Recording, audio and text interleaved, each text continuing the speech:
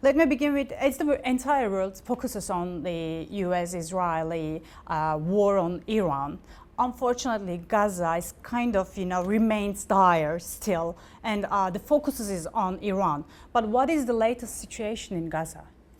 This is an extremely important question because sadly the way news cycles work, it is very common for events in another place to overshadow things, but that doesn't mean that the situation is perfect or has gone away in the Gaza Strip. So there's been a ceasefire in the Gaza Strip since the beginning of October, but it's a ceasefire in name only. Almost 700 people have been killed in the Gaza Strip since the ceasefire came into place.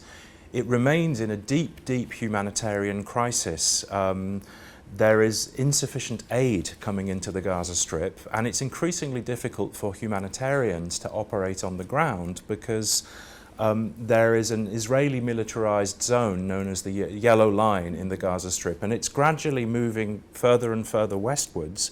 And then there's another zone called the Orange Line, which is an area where humanitarians have to coordinate with the Israeli authorities. So it's very difficult to operate in a way that meets the needs, the full needs, humanitarian needs of the population. So is the Israeli army allowing the enough humanitarian aid going into Gaza? You're saying that it's insufficient, inconsistent. Is it still like that? I mean, there's a lot of claims by the Israeli authorities that enough is coming in. And the question is, that depends how you define enough. The people of the Gaza Strip have been barely kept on life support. It's like being in intensive care since the beginning of the war in the Gaza Strip. And, there was a total blockade on aid, for example, in 2025. And the result was clear for everybody to see. It was a man-made famine, a famine in a place where there should not be a famine. This wasn't the result of a natural disaster. The situation now is that, yes, aid is coming in, but no, it's not enough. Despite... But Kobat is saying that it's enough. Is it?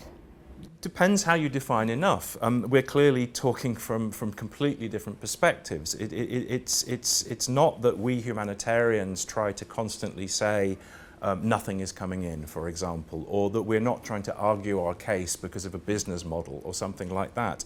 But we need to understand that the level of destruction, the level of humanitarian misery in the Gaza Strip has been so and it's unprecedented, basically. More than 70,000 people killed, more than 170,000 injured. So we're talking about 250,000 casualties in a place of 2.4 million people. That level of impact, the damage to the sewer system, the destruction of the health system, everywhere you look, the indicators are terrible. Now, clearly, when the bar is placed so incredibly low, anything is better than nothing. But that doesn't mean that the anything is in any way sufficient. Mm-hmm. I'm going to ask you the psychological impact of the genocide on Gaza, because we have seen footages coming from Gaza. Children are playing funeral games, carrying babies like funeral. And there are some allegations saying that the 18-month-old baby boy allegedly tortured, only to confess his father, to get a confession from his father. I mean, what is the psychological impact of this genocide on the kids in Gaza? Well, clearly, children in any war are the most emblematic victims. Nobody asked for this. Children least of all. I mean, and that's the same in any war around the world. But I mean, the level of dehumanizing language, the number of dead children, the number of severely injured children. Gaza has the highest per capita number of child amputees in the world. Children who cannot get the rehabilitation that they need. And indeed, the psychological scars, they are deep, deep, deep. I mean, incredibly deep. I mean, we see this because we run psychosocial support counselling sessions, these kind of things. This is one of the things that a large number of our 11,000 humanitarian workers in the Gaza Strip are doing. And what we see with the children in their drawings, for example, or their games, it's the psychological damage. Now, this raises the very real risk of a lost generation, interrupted education, deep psychological trauma. You have families now where the head of the family is like an 8 or 9-year-old child looking after the other little children. I mean, this is absolutely horrific. And to rebuild a society which has gone through that is going to be incredibly difficult and is going to take decades. Let me ask you the situation in the West Bank, because we have seen the footages coming from West Bank, the illegal Israeli settlers just, got into West Bank in the villages, and some footages are coming there. What is going there on in West Bank?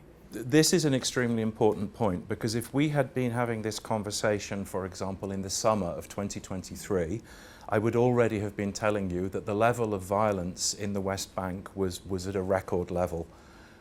Now, clearly the war in Gaza subsequently overshadowed what has been happening in the West Bank, but the situation in the West Bank has not gone away, and violence has continued at record levels. You have over 1,000 people have been killed in the West Bank since the beginning of the war in Gaza. Around a quarter of those dead are children. And settler attacks are on the rise. The creation of new settler outposts, including in areas which under the Oslo Accords of 30 years ago, those areas are meant to be under full Palestinian control. So we're seeing a creeping annexation. We see impunity for attacks. We keep seeing these very symbolic, very emblematic incidents, like the killing of a family a couple of weeks ago. And investigations have been dropped.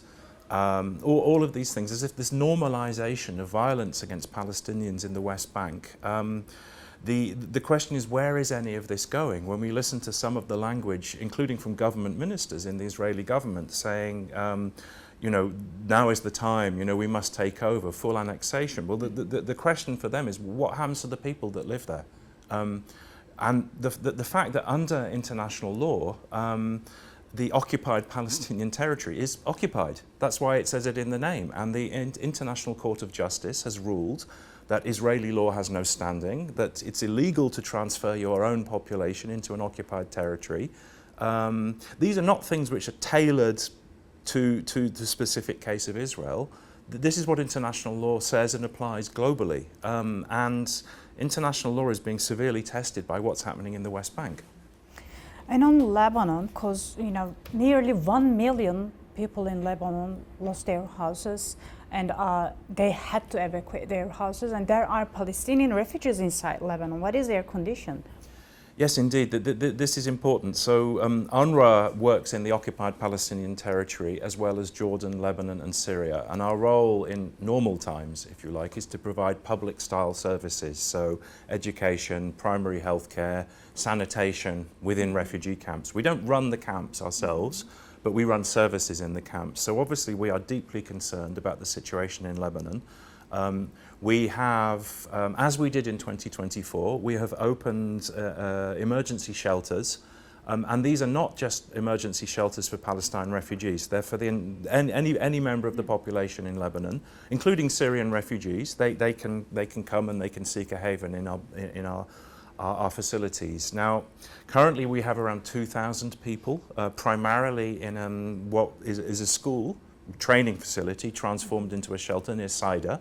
In southern Lebanon. But we are obviously extremely concerned about the evolution of the situation. We've got supplies that we've rushed to that facility, mattresses, food, cooking pots, these kind of things, so people can actually live there in these shelters. But the question is, given the mass forced displacement, particularly from southern Lebanon, what's coming next? Will people be able to go home? And will the situation affect the Palestine refugee camps? There's several 100,000 Palestine refugees in Lebanon. And the question is, what will be the situation for them as the situation continues to evolve?